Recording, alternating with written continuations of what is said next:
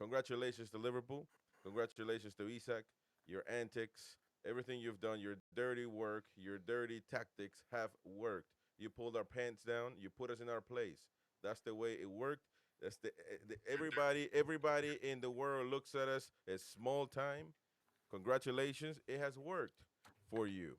And I hope that Isak is the worst player you ever signed. Well, damn. The saga is finally over.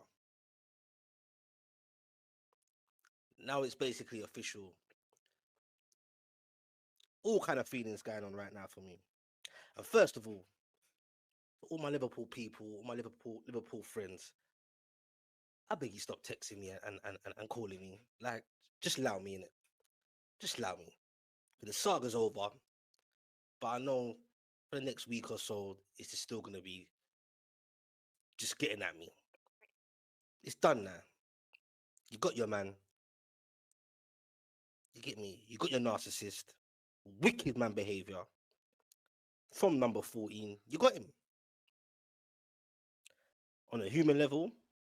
Bless up to him and his family. On a football level, bun that. I hope his medical goes wrong. I hope he fails his medical because it's leaving a bitter taste in my mouth. This right here is absolutely insane. Liverpool, Alexander Isak, here we go. You're hearing that correctly. Isak is going to Liverpool. Boys, what is this bombista we're getting at midnight? What is Fabrizio? I just scroll on Twitter. I'm just chilling. Arsenal just lost to Liverpool today. I dropped that video already earlier today. And now they're getting Isak. And they're going to get Guehi tomorrow. This deadline day might go down in history. Liverpool are going to have the best 24 hours. They just beat the people that they're in the Premier League race with. And now they're going to get Alexander Isak. It's the most frustrating thing about this is the fact that where did this money come from? They're pushing 300 million. Bro, they told Newcastle directly, give us Ekitike or we're gonna go, like we're gonna let you have Ekitike. Just give us Isak. If you don't give us Isak, we're gonna take Ekitike. They took Ekitike. And then after that, they got greedy. They went back and said, hold up, Isak don't want to play here no more. Hold up, we'll just double dip. We'll just go get him. But are we crazy? You know the greed on a football club for them to then take the person they wanted in Ekitike and then go and get Alexander Isak. Now they took two of their players. How greedy? And the worst part is Ekitike has been cooking the start of the season. So, yeah, on one hand, like regardless, and I'll come on to the other side of it in a second, so bear with me. A bit gutted, really. You know, he was the guy who wanted to take us to the next level. He is the guy who scored in the Carabao Cup. He is the guy who, you know, took us to Champions League. He's been a great player for us.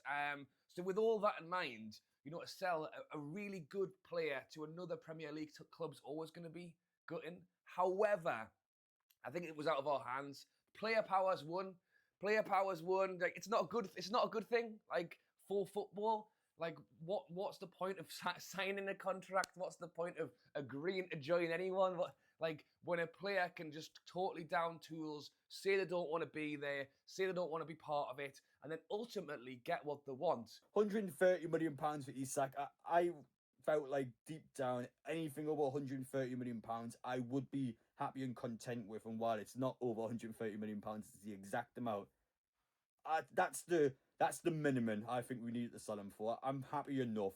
It could have been less. Could have just kept him in the club and had an even bigger problem this season for every single match. But Alexander Isak is a C. Newcastle fans called him at the games and he's out. He's out of the club now. No longer our mess to deal with, and Liverpool fans will be buzzing him, rightfully so. You get a couple of brilliant years out of him. But if the player continues to do well, who knows what you'll do in a few years. Once he does it once, agent, player, message to the footballing world: if you misbehave, if you sign 6-year contracts and then just go against that contract, you get what you want. That is the message that we and the message that the players themselves have been able to portray this summer. It's incredible. A player that can just not do what his contract tells him and just get his move anywhere. So, yeah, we've set a bad precedent for football as well. But has this sort of thing happened throughout football history? Absolutely, yes. So Newcastle is not the first. However, bad message to be set out as well. Players can misbehave, players can do what they want, and in the end, they'll still get their moves and they'll still go to the clubs they want to go to. So,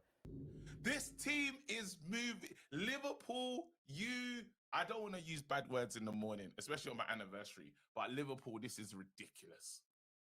You see this Coutinho money? If it's not finished, if the Coutinho money, if I see the Coutinho money next year, yeah, I'm gonna lose it. What is Isak actually going to look like at Liverpool? You know what? Firstly, this was one of my favorite celebrations. Fuck out here. I ain't gonna like it no more. I ain't gonna like it no more. I'm not gonna lie. I'm not gonna like it because he's doing it in the red shirt. He's doing it at Liverpool. You know what I mean? It's gonna be funny to see, but this is just added so much. I want to say pressure because, you know, Liverpool always operate under pressure, but it has added an extra pressure for Liverpool to not only win the Premier League. I'm looking at the Champions League too. I'm looking at 3-peats. I'm looking at 4-peats. This Liverpool team with Alexander Isak in the 11 need to be everything that we imagine it will be, seeing a Mo Salah with a Alexander Isak, with a Hugo Ekitike, with a Florian Wirtz. And that's carnage. That's destruction.